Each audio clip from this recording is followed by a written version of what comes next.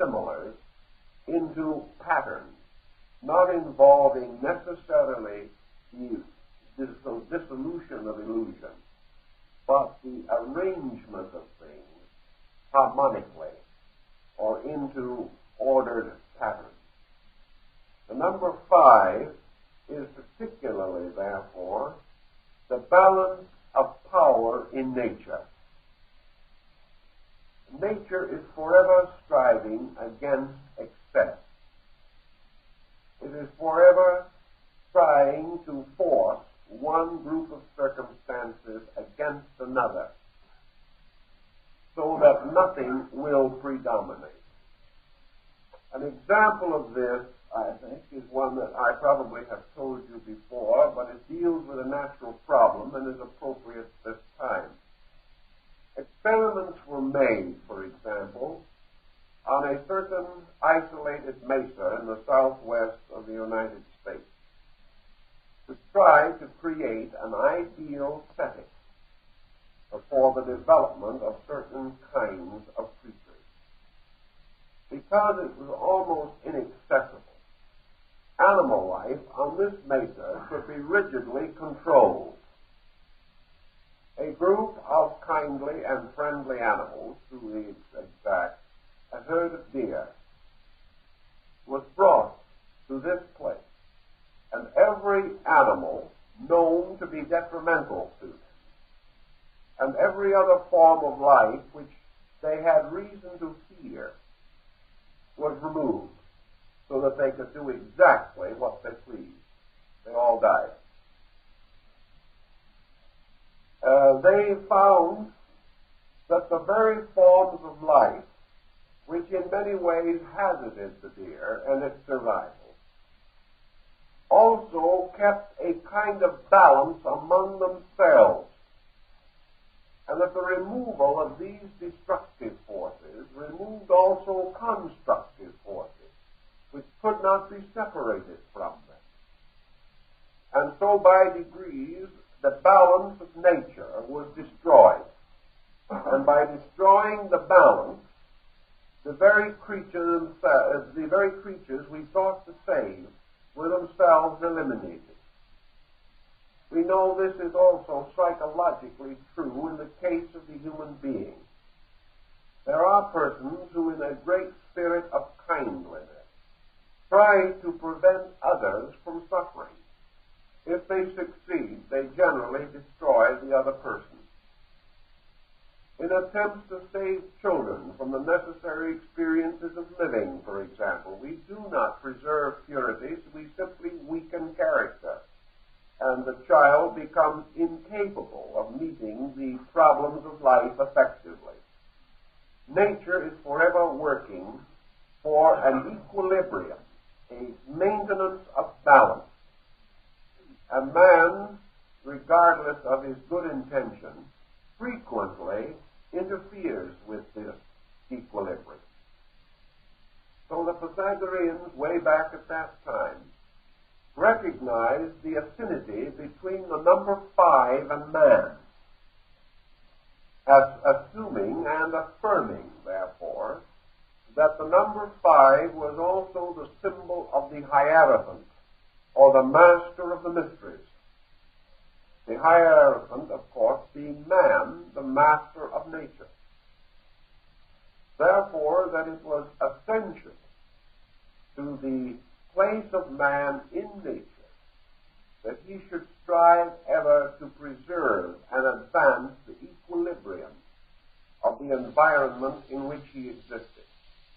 This equilibrium not only assured a better world around him, but preserves him. For man exists only because of a balance of forces.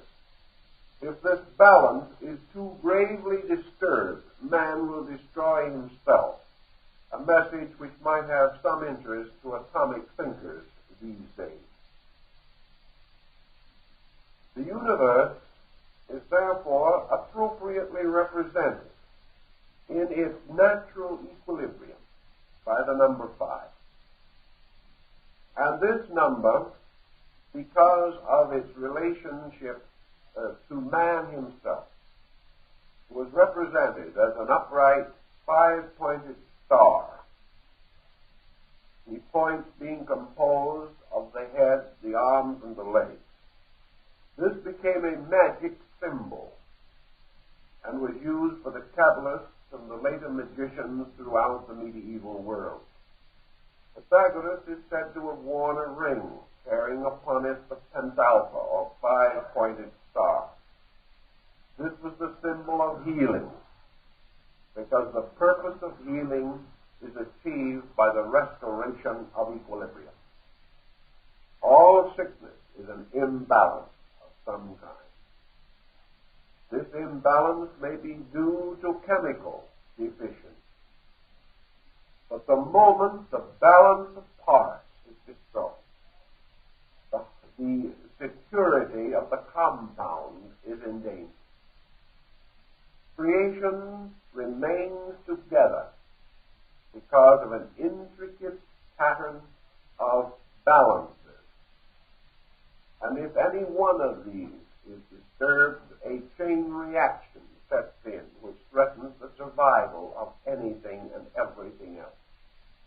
One of the old Pythagoreans said that if man could destroy a grain of sand, he would ultimately destroy himself, because that chain reaction would lead finally to the absolute annihilation of the world. And he would only have to destroy one grain of sand. But, of course, the answer lies that he cannot do it. That the equilibrium is therefore indestructible. But man does have the power, as the hierarchy, of assailing or endangering this balance. And the Pythagorean symbol of health, therefore, was to restore balance. To restore the balance in relationships in life. To recognize that every inward attribute must be balanced with a manifestation. That words without works are dead. That there cannot be too much of an intake without some giving out, or there will be trouble. That nutrition not only requires food, but also exercise and the use of it. That wherever there is a blocking or a stopping of the flow of universal life, survival is threatened. Therefore, health, peace, security, world good are appropriately symbolized by the star, which even in the time of Pythagoras was also called hope, inasmuch as to them hope was the promise of good things for those who kept the law.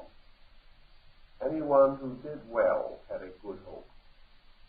For hope is nothing more than man's reasonable expectation that which is good will produce good. Equilibrium and balance maintain all of these things. Now there is a difference between, again, the 5 and the 6, but it is subtle, like the difference between the 4 and the 5. Because the 6, according to Pythagoras, the heptad, was called the number of harmony. Harmony is, again, a kind of order. But harmony is not so much concerned merely with balance. Harmony contains many other attributes, of which perhaps the most important is motion. Harmony, whether it be of sound or of movement or of color, implies certain motion and a certain vibratory relationship. Equilibrium is the balance of things.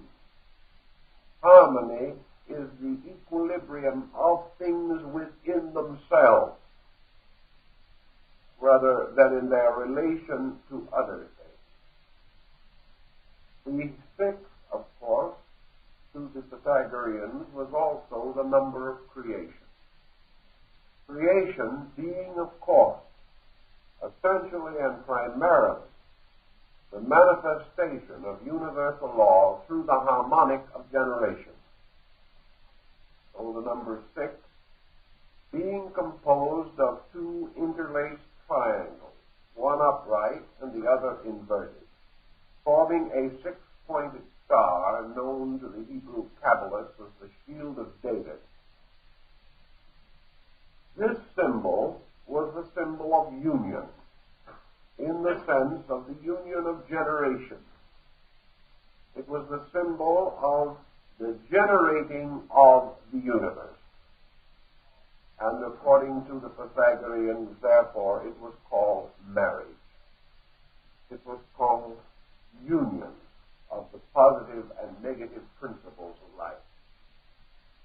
In the Bible, the Old Testament, we hear of the 6 days of creation and the 7th day upon which deity rested. In 6 days shalt thou labor and do all thy work. 6 was therefore the number of labor, and the great labor was creation. And creation is the primary work of being, and it is also the primary labor of man. For all things fulfill through creation, and the archetype of creation is the creative act of God itself, or the supreme power. Thus, in the principle of creativity, we also find harmony. Why harmony and creation are linked together by the Pythagoreans may be a little bit obscure, but I think the answer lies in their recognition that creation is ordered or harmonic motion. Creation is a sequential unfoldment or ideation of things from within themselves. In the simple and natural processes of creation, there is no dissonance. There is the dance of light, the magnificent harmony of the spheres, and the very processes of creation are the ultimately natural actions of things. Therefore, the inevitable and spontaneous fulfillment of the purpose for existence is harmonic. It's beautiful. It's orderly. We gain another concept from this thinking in connection with the first chapter of St. John, where we find that in the beginning was the Word. The Word, or fiat, the creative tonality, which we find returning again and again in religious and philosophical systems, in the mantrams, or sacred chantings of tones, and in the garlands of letters of yoga and tantra. We have the recognition that creation is sustained by a great harmonic principle, and that the universe is composed, as the Greeks pointed out, of number, color, and form.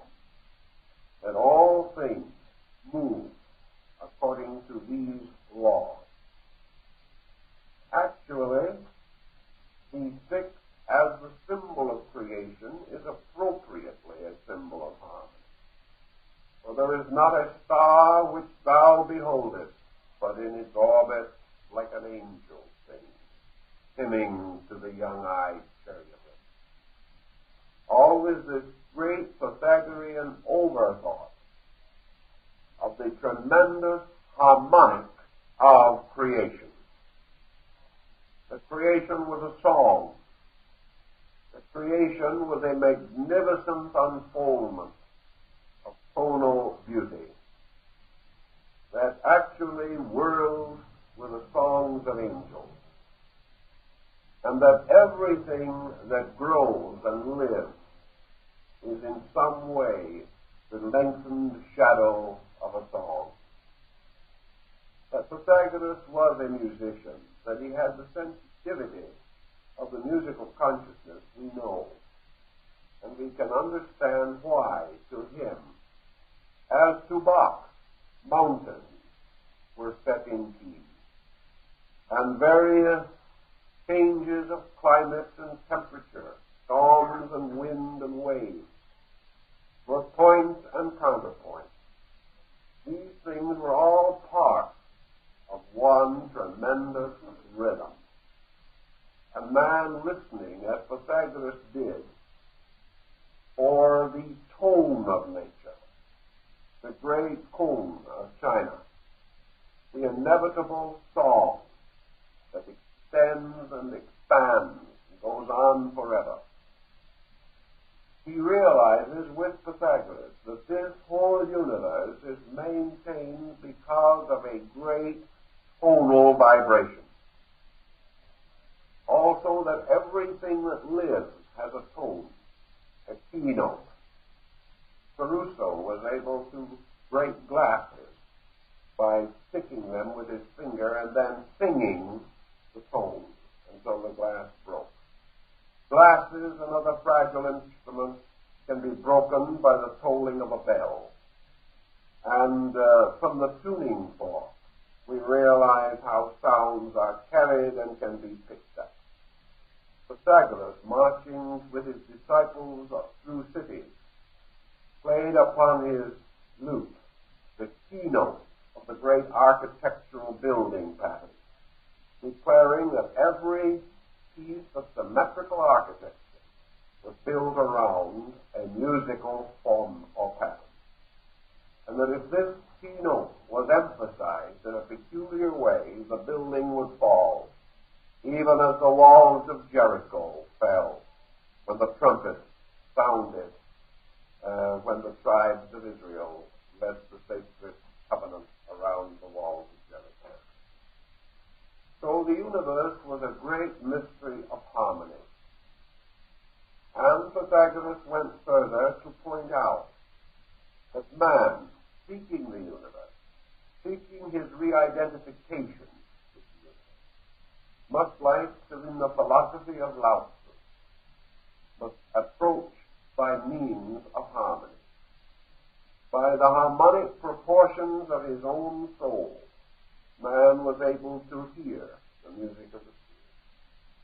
By the mysterious silences and quietudes of his own consciousness, he was able or could become aware of the great tone, the great universal note which sustained all things.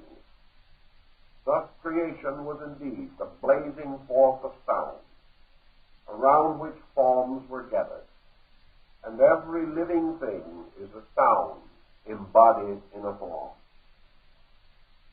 These thoughts all relate to the mystery of the number 6, which to Pythagoras represented, therefore, the whole mystery of harmony, the whole concept of man's ability to bring himself into harmony. And we have the harmonics of good and evil. We have the harmonics of ignorance and wisdom. And today we are beginning to recognize the importance of the therapeutic value of sound and harmony in connection with sickness. We know that when we speak of harmony, we speak of several things. For in a mysterious way, we use one word to cover two grand ideas. One of these covers the concept of sound, the other the concept of integration.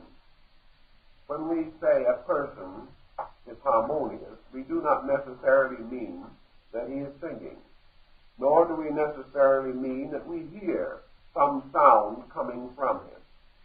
We mean by harmonious that there is no discord in his nature, that he is a concordant person, and that therefore his whole nature is a melody of conduct, a melody of natural motions and emotions, a melody of synchronized parts of function, the same time, we use the term harmony to represent an advanced form of musical composition, one of the last and greatest forms to be developed. Because we recognize in music 3 degrees also. We recognize the basic principle of rhythm, which is perhaps the oldest form of music that we know, largely the result of primitive percussion instruments, the drums and things of that nature. Then we recognize melody, which is a continuous story unfolding in tone. We know the Greeks at the time of Pythagoras sang only by melody, and that also that they had no essential keys as we know them, nor did they train their voices in any harmonic arrangement. As one old writer points out, they all sang the same words at the same time, and they sang according to the convenience of their voices. Now that might or might not be particularly delightful to us at the moment. They made no effort to agree as to the key or pitch. They simply spoke musically or with the concept of music. But Pythagoras does receive considerable credit as having introduced the concept of harmony, although it languished for a long time thereafter and did not have immediate recognition. But harmony represents intervals and the recognition of intervals, producing such things as the diapente, the diatessaron, and things of that kind, the intervals of music that are harmonic and enharmonic. This also tells us that harmony has to do with the knowledge of intervals. And this again has to do with the ordering and the sequencing of various attitudes. Harmony in music is the ability of two things essentially different to unite to produce a common concord. Thus, individuals thinking and living according to the conveniences of their temperament may still unite to form an harmonic composition. In other words, things cannot be harmonic that are not identical. And by the very laws of harmony, these differences under discipline enrich the tapestry of tone and make the entire work more interesting, more advanced, and more spiritually satisfying. All these are rules and laws, then, that come under the heptad, but under the hexad. But we must now go on to the heptad, which is the archetypal form or power of the number 7. Pythagoras gives us many key words, but they are all, I think, summarized in one law. Number 7 is the number of the law. Now, by law, the Pythagoreans meant that celestial integration of processes which constitute the inevitable pattern of conduct for all things. In other words, the will of deity is revealed through law,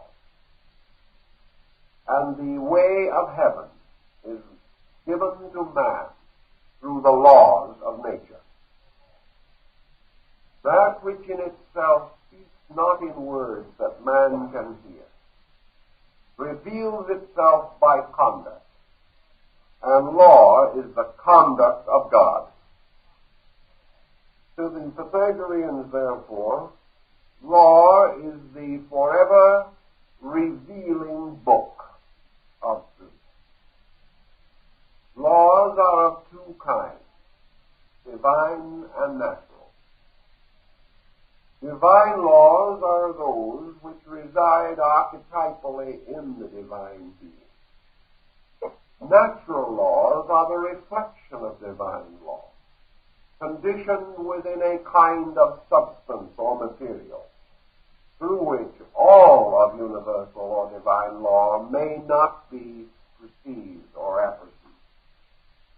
Only a part of the great law is embodied. The rest remains in its own nature.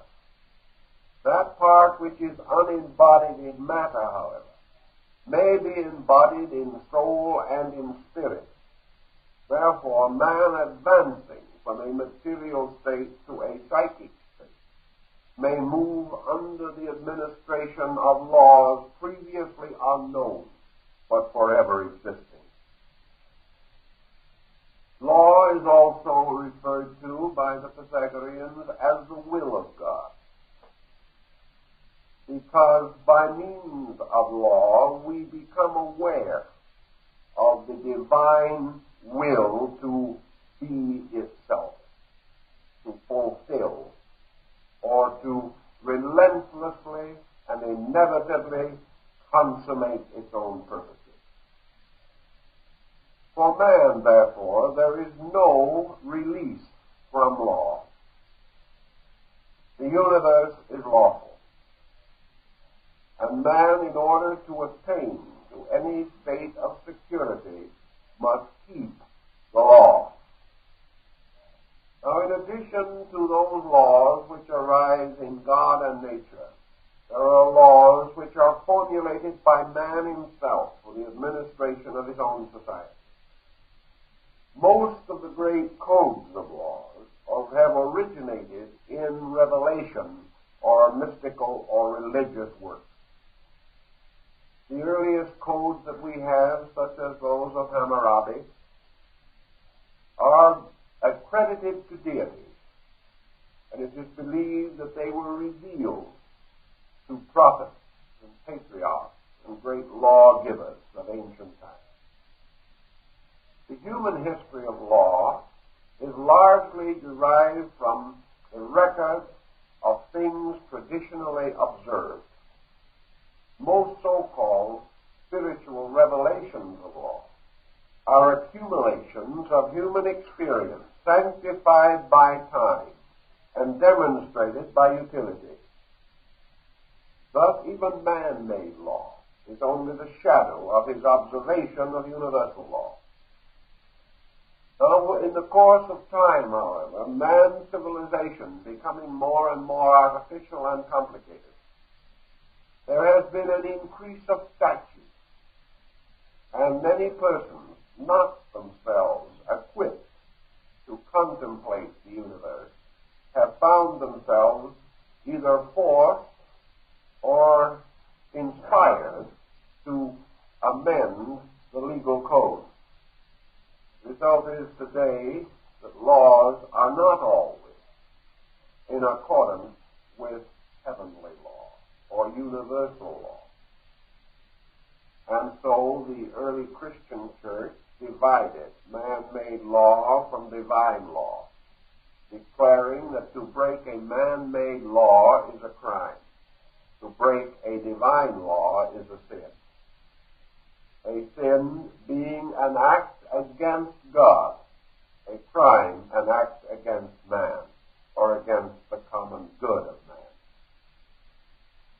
Now, if we go back to our book of Genesis, we find that on the seventh day the Lord rested and set aside the Sabbath.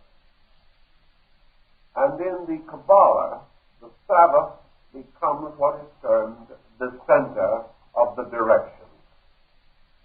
The universe was recognized in ancient times as having 6 directions: north, east, south, west, up, down. These directions all came from a central point, and this central point was called the Sabbath, or the Great Throne, and power moving into objectivity from itself, extended in 6 directions from its own nature. And these 6 directions later became the 6 faces of a cube, and were so symbolized in the Pythagorean symbolism. these 6 directions and the center exhaust